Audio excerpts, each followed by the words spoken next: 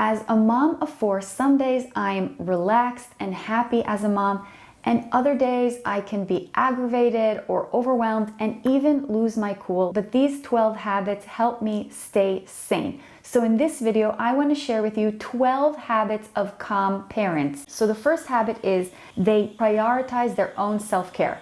So we hear this a lot, and it also makes sense, right? If I'm exhausted and hungry, I'm not going to be as calm as a parent. But if we look at the Maslow hierarchy of needs, it's not just about the base of the pyramid, eating, sleeping well. It's also the ones that are higher on the hierarchy, like love, belonging, the top of the pyramid, self-actualization, right? Making sure that I'm happy with my life, with my hobbies, with my job. Obviously, we're people, right? We're not going to meet all of our needs. We're working on it, but just prioritizing and realize that meeting your needs in all aspects helps you be a calmer parent. They set realistic expectations about their children. So kids are kids, right? Kids are messy, they're loud, they're impulsive. A part of their brain is not fully developed yet. And somehow with newborns, we expect this, right? We know newborns wake up every 3 hours, but sometimes with our older kids, we look at them and we think something here is just not normal. And somehow also we think maybe our kids are the worst, like kids in other families are just better behaved, they're quieter.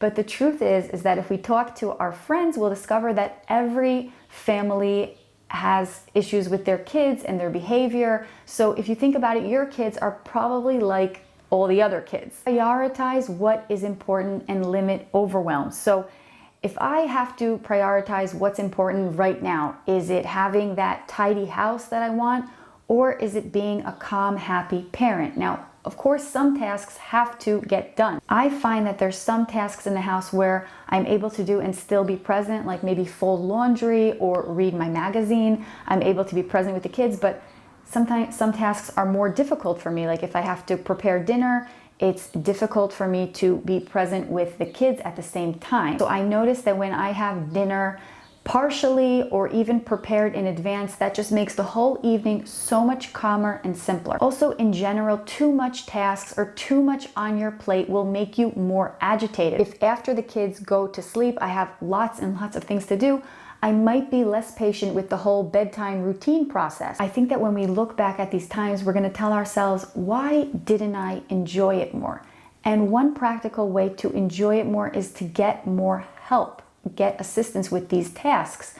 If not family help, then paid help. You know, what tasks can I get help with? And if we can think of things that we can get help with and can limit our overwhelm, this can definitely help us be calmer parents. They focus on the good in their kids. So once we realize that kids are kids and we have the right expectations about their behavior, we start leaning in and focusing on the good. My kid did something nice to his sibling. My kid said something funny. My kid was kind. And then we could also tell ourselves, you know, as parents, we're doing something right. These little human beings are turning out to be good people. When we magnify the good, it does so much for us and for them. They keep perspective. When things get tough and hard, they remind themselves, this is just a phase and it will pass. It could be a kid being sick for a few days, or we had a situation where my daughter was taking a nap at daycare, and then at nighttime, at bedtime, she was just not tired. So we had some really tough months when she just wasn't tired and wasn't going to bed on time. And as your kids age, it's easier to gain more perspective, right? You realize that things are passing. And if you have a smaller kid that's having, you know, some 2-year-old tantrum, you realize that it passes and they grow out of it and it happens pretty quickly. They practice gratitude. So when you're grateful, this takes up the headspace of being agitated and being frustrated. We all know that it's such a huge privilege to be able to raise children, but sometimes we have to remind ourselves this again and again. And days when I'm able to fill my head with gratitude, everything just looks so much better and calmer. Also, I remind myself that I will definitely miss these times when they're small, and that is another thought that just makes me super calm. They use routines to reduce stress. But kids and parents thrive on predictability, reduces a lot of the daily power struggles, the chaos, the stress. This can be a bedtime routine, a morning routine. Everyone kind of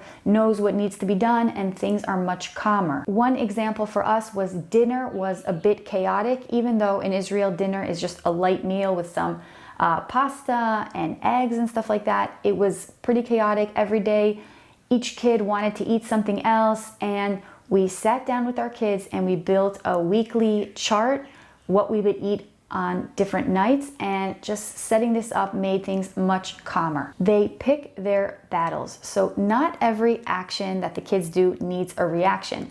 I know my grandfather once told my mother about us when we were small, you have to let the kids win sometimes. So if something isn't dangerous or isn't super important, maybe allow it or just don't notice it. Like if the kids are fighting, try to ignore a little bit. Don't notice every single remark or every single thing that's done, assuming that nothing dangerous is going on, of course. Another example, you told them to brush their teeth and they're not really listening. Maybe tonight just don't notice that they're not brushing or not brushing well. And especially if something doesn't matter, just let it slide. An example is my friend from work who said that for a whole year when his kid was in kindergarten, he wore a Batman costume every day. And he kind of just let it slide, right? It's not that important. We have to choose our battles. But obviously, even if we're trying to care for ourselves, get lots of help, have good routines, there are going to be times where we're so frustrated and we're about to lose our calm. What should we do in these situations?